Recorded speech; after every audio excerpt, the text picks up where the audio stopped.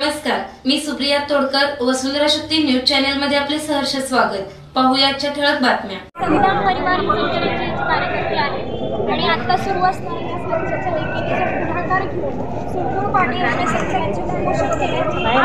त्यांच्या पाठीशी नाही, आम्ही त्यांना पाठिंबा द्यायला इथे उभे नाही, तर आम्ही सर्व इचलकरंजीच्या महिला, इचलकरंजीचे सर्व बंधू भगिनी आज त्यांच्यासोबत आहोत। आणि दुसरी गोष्ट अशी की जे राज्यकर्ते झोपलेले आहेत, जे राज्यकर्ते तिथे जाऊन खुर्चीत मजा मारतायत, त्यांना माझं सांगणं आहे की तुम्ही तिथं फक्त आम्ही निवडून दिले म्हणून बसला आहात, तर तुम्हाला जेव्हा जाग येईल तेव्हा या उपोषणकर्त्यांना बघा, आम्हा सर्वांना बघा, आमचा आक्रोश बघा।